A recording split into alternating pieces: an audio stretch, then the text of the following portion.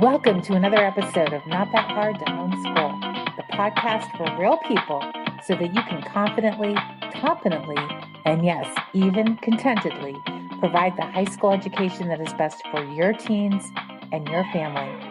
I'm your host, Lisa Neary from NotThatHardToHomeschool.com. Hi, I'm Ann Carrico, and you're listening to episode 69 of the It's Not That Hard to Homeschool High School podcast. You know, we read about in the old books about how the men used to take a grand tour, right? And that was considered part of their education, and they would take a tutor along with them, and they would go visit all the historical sites and learn and travel and get that travel polish, right, added onto them so that they could come back and be gentlemen and aristocrats, listen to me, aristocrats, and, take their seat in the House of Lords or whatever. Hello, everyone, and welcome back to the podcast. It's a beautiful sunny day here in rural Missouri. It's kind of been warm the last couple of days, which is nice considering it's the middle of November. I hope it is pleasant in your area too. Today, I want to talk about gap years. It's something I haven't actually talked about yet or written about, and I actually had a son who did 2 gap years. So I thought maybe we should bring it up. It is something that gets talked about often within the Facebook group. There's lots of different options, lots of different information to consider. So let's discuss that today. Last episode, we talked about doing a 5th year of high school, and we discussed the pros and cons of that. And so if you are thinking about that, you'll want to listen to episode 68. But we talked about one alternative to doing a 5th year is doing a gap year. So I thought it would be a good idea to talk about that now. Let's go in depth about that today. We're going to talk about what a gap year is. We're going to talk about how do colleges respond to a gap year or react to a gap year. We're going to talk about when you might want to do one, when it's a good idea, and we're going to talk about some options for what to do during your gap year. I don't anticipate this is going to be as long as other podcast episodes, but you never know because, hey, once I get to talking, anything is possible. But let's get started. So what is a gap year? There's lots of probably ways to describe it or define it, but I'm just going to say a gap year is a pause between high school and college. So it could be a year, it could be longer than a year, but everybody calls it a gap year. As I said, my son took 2 years between, so I just like to call it a pause. Doesn't mean that the kid is not going to college at some point in the future. It just means we're taking a break, a pause after high school and before college. So yes, your kid has graduated high school, but is not starting college. That's what we're talking about when we are talking about a gap year. And one of the things that people are very concerned about is how this will look to colleges. Well, my kid graduated in 2021, but he doesn't want to go to college until fall of 2023. Won't colleges look at his transcript and be like, oh, he graduated, he didn't graduate this past May, he graduated earlier than that? Well, the short answer is no, they won't. Colleges don't care. My goodness, what about all the returning adult students that go to colleges now? What about all of the returning adult programs that are created at colleges now? What about all the military, the vets that are coming back from doing service and wanting to go to college? Colleges don't care the date of high school graduation compared to the date that your kid wants to enter college. That is just not an issue for them. Frankly, they don't even care what your kid was doing in the meantime. They just don't. So when you are like, oh, but I think whatever we're doing in that year must be something that we can show to colleges to show that we weren't wasting time, it's just not a big deal. It's just not a big deal. I wouldn't even worry about it. I mean, if you end up doing something that looks like, quote unquote, your kid isn't wasting time, then fine. You can definitely tell colleges about that on the application or in the interview process, but don't feel like you have to do something significant. My kid did nothing significant. And the colleges he applied to literally did not care. And this was after 2 years. They just don't really care. Obviously, you are going to be honest on the transcript. You're going to be honest about that graduation date. You're going to be honest on all communication on the application that, yeah, they graduated high school on this date. Don't try to fudge things to make it look like they just recently graduated high school. That's stupid. It's not necessary. Again, colleges have absolutely no problem with there being some kind of gap or pause between high school and college. They just do not. And if you don't want to believe me, that is fine. I am just little old me. Call a few colleges in your area and ask them. They don't even have to be ones that your kid might want to go to. Just call a couple of them and ask the admissions officers there. Why do we call them officers anyway? People in the admissions office, ask them if there's a problem. You know, if the kid graduates 1 year and then doesn't go to college for a couple years after that, just ask them and you're going to find out it's fine. So then the next question often becomes, well, should we apply during the normal time that he would be applying if he were going straight to college and then just defer entrance? So in other words, if your kid is planning on graduating in May of 2022, that means they would be a senior right now and they would be applying to colleges right now if they were planning on going to college in fall of 2022. And you're like, well, maybe we should be doing that anyway, but just tell them, oh, we don't want to come to college until fall of 2023. And I'm going to say no, that is absolutely not necessary. And in fact, I don't advise it at all. One, I don't see any advantage in doing that at all. Really, the disadvantage becomes that you are committing your kid to something almost 2 years in advance, because we're still in the middle of senior year now when the applying is happening, and yet the college wouldn't happen until fall of 2023. So fall of 21 is when the applying is happening. Fall of 2023 is when the college is finally, kid is finally going to college. You're committing to something very, very far in advance when you have no idea what's going to happen in the interim. I would never advise that. Also, it's just confusing to everyone. Colleges are expecting applications right now for people who want to go to college in the following fall, not 2 falls from now.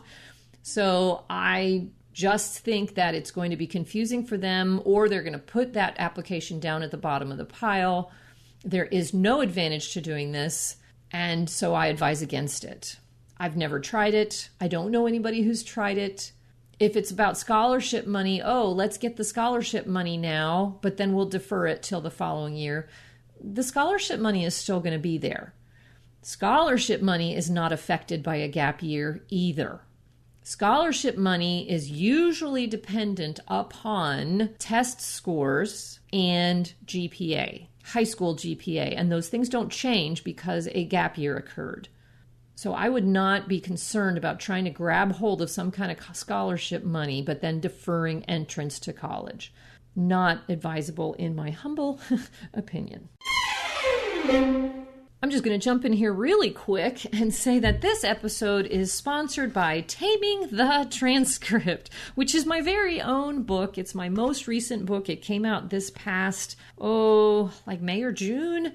And it is a short but sweet book about how to create your teen's high school transcript from scratch. Walks you from the beginning of what is a transcript, what belongs on the transcript, how to gather the data that you need on the transcript, and then how to create the actual document. It tells you what does belong on the transcript. It also corrects some wrong ideas about what belongs on the transcript. It gives you the absolute nitty-gritty truth about transcripts. It's all here in, how many pages are we looking at? 66 total pages. So it's an easy read. It's in outline format, so it's easy to follow or find an answer to the question that you're asking. And so I am giving you this advertisement for Taming the Transcript today. Take a look at it on my website. I will link to it in the show notes. You can also find it on Amazon. If you type in Taming the Transcript in the search bar, it should come up. So if you want a paperback copy, that's the way you have to buy it, is through Amazon. But if you want a PDF download, that's considerably less expensive. You can find that on the website at the link which I will give you. Alrighty, now back to talking about a gap year. Moving right along, why would you want to do a gap year? In our case, it was because my kid was definitely ready to be done with homeschooling and with high school. He was getting very frustrated at having to sit down and plow through the books. He was working a job 20 to 30 hours a week, and he would rather be doing that. And the books and the academics just became such a chore. And yet, he wasn't ready to go off to college. Perhaps for that very reason. If academics are a chore for your senior, and it's something more than just senioritis, which happens to even the best students, but if it's kind of more in-depth than senioritis, then why would you want to send your kid right off to college? That's what college is, even more so, is the whole idea of academics. So it might be a sign that your kid at least needs a gap year, or that college would not be a good fit at all if they are struggling with the academics, not just, oh, I'm trying really hard, but I'm not getting good grades. That's not what I'm talking about. I'm talking about attitude as well.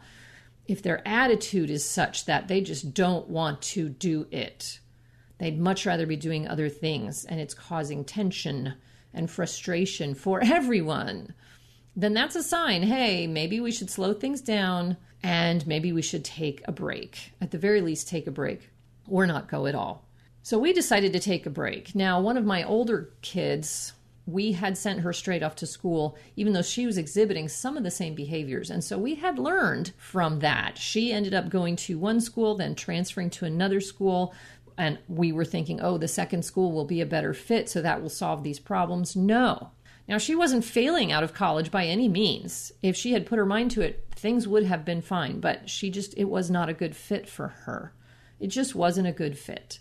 And so she came home after 2 years, not having finished college. We've all been super much happier ever since. And we saw some of these same behaviors in my son. And so we're like, we know this already. We are not going straight to college with this one. We've learned this one the hard way already. Let's not make that same mistake again. And that's the benefit of this podcast, right? Is you can learn from my experience without having to pay the big bucks for 2 years of college that then just didn't end up working out. So that was what it was in our case, was dislike of academics now that had gotten very strong, and the desire to do something else instead. In his case, he went to work full-time at the same job that he had been working part-time. There wasn't anything else going on, no big fancy internship or some career type job that he went into. It was just fast food, and he just started working full-time and worked full-time at that same fast food restaurant for 2 full years. It was very necessary time for him to grow and mature. And so that can be one of the big reasons to do a gap year. Is it's time to be done with high school. And again, in that last episode, we talked about, would you want to, in that case, stretch high school out to a 5th year? In our case, that would have just compounded all of these problems. So it was time to be done with high school. It wasn't time to move on to college. Let's just work for a while in the meantime, take a break, have a chance to de-stress, have a chance to think things through. And when we have a plan, then we can move forward.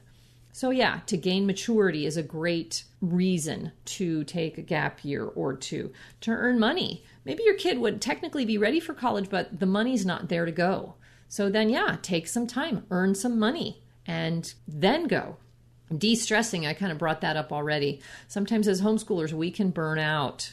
And so sometimes it's a good idea to just step away from the schooling and take some time to de-stress.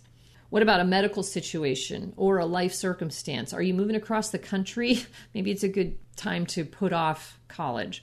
Or your kid is getting over a big illness or a car accident or some other such thing. Or maybe somebody in your family is and you kind of need the kid around to help out. Any of these reasons would be good enough reasons to take a gap year. What about to travel? This is a big reason that some people think is the only reason to take a gap year.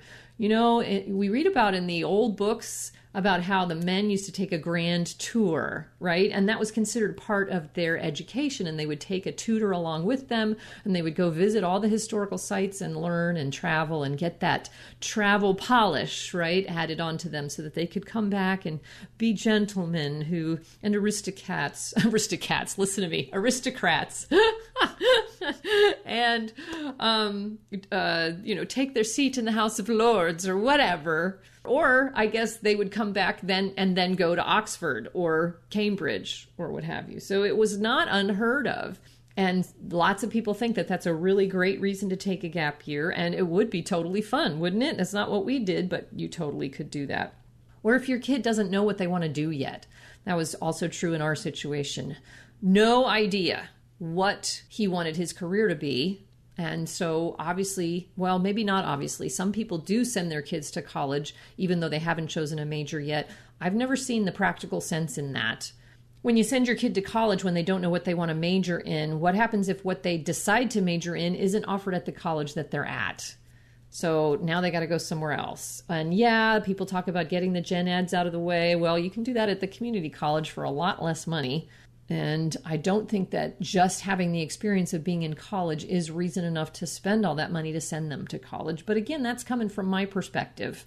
So if you have that kind of money and your kid wants to do that and it's not a big deal to you that they don't have a major yet, then go for it. But for most of us, that is an issue. And so I'm not going to send one of my kids to school if they don't know what they want to major in and feel fairly confident that this is something that they are interested in.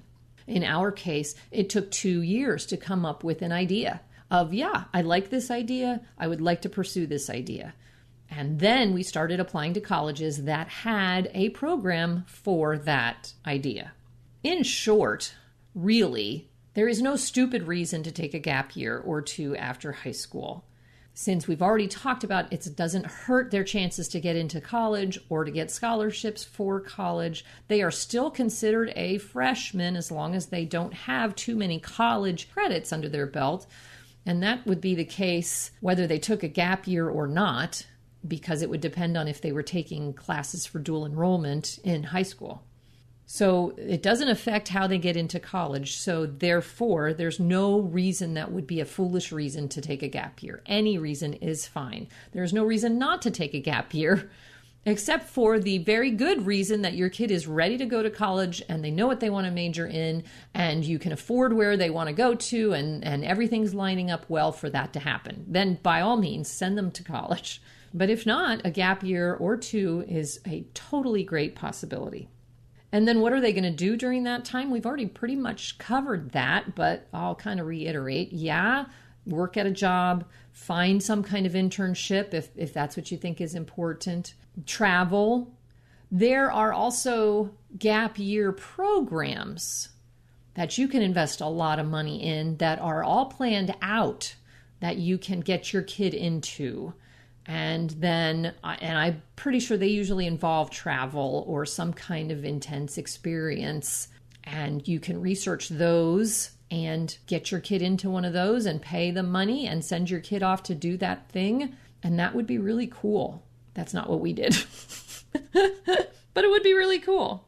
Really, for a gap year, your kid can do whatever they want to do, whatever you and they agree on doing. If they're going to live in your home, it makes sense that you would have some kind of say in what they're spending their time on. As long as my kids are working full time and being responsible about paying for their car that gets them back and forth to work and putting gas in their car and paying for their own expenses, such as any extra food that they want to have around the house, or, when they're going to McDonald's to buy their food or going out to eat or out with friends, those are all their expenses, buying their own clothes. As long as they're doing those things, we have allowed them to live at home during their early adult years until they were ready to move out. And so, yeah, my son worked for 2 years. Then he went to a junior college for 2 years. He's back at home now. Again, working full time, taking another break. He might end up going to a 4-year college eventually. We don't know yet. Right now, it's just, again, time to reconsider, think things through. And he's welcome to stay here, within reason for as long as he wants, given that he is being responsible to have a job, to keep a job, and to pay for all of his own expenses with the money that he earns from the job. Now, granted, if he gets over 25 and we're still in this same kind of holding pattern, then we might have something to say about that. But none of my kids waited until 25 to move out of the house, and I don't anticipate he will either. So, is there anything else to say about a gap year? I don't think so. But again, a gap year is any pause after high school before college. And then we now know that colleges don't care. They literally do not care that there is that pause. As long as you are honest on all of your communication about it, you know that whatever your kid does in the gap year can become great fodder for college application essays and interviews. And even if it is just a job at a fast food restaurant, my son did get an interview for a scholarship when he was ready to go to junior college, and that's what they talked about. And because he had worked at this fast food restaurant for 2 years, he had the skills to do well in the interview, which he might not have had going straight into an interview like that from high school. So again, just a good fit for what would work best for him. And we're all happy with how it worked out. And then again, there's multiple reasons to do a gap year, and there's so many options about what to do during that time. When all is said and done, y'all, I'll say it again, whatever is best for your teen and your family is what you can decide. If they've graduated from high school, then homeschool law doesn't come into play at all. You've already fulfilled that. So now it's just a matter of a lot of dialoguing and a lot of research and time and patience to decide what comes next. And that's something only you can decide with your kid, and that's how that goes down. Be patient, though, to wait for the best opportunity. Don't be so anxious to push forward that you force things where they are not a good fit. And whatever, the Joneses are doing down the street with their teen, that's not something you need to look to either. Every family is different. Every teen is different. I know you know this by now. Sometimes it seems like each and every stage we keep looking around us to see what others are doing. And it is definitely helpful to hear the experiences of other people. But when all is said and done, whatever is going to help the relationships within your family is what's going to be best. And what is going to meet the needs of your teen is what's going to help those relationships. So it's all one big circle. My husband makes fun of me for that. I like to say that. It's all one big circle. Anyway, this has been great, y'all, as always. I hope you have a wonderful day doing whatever you're going to do today. And I'll be back in December. We'll only have one podcast episode in December because then I'm going to take a break for the holidays. But I'll see you first Friday in December. Until then, remember, it's not always easy to homeschool high school, but it doesn't have to be that.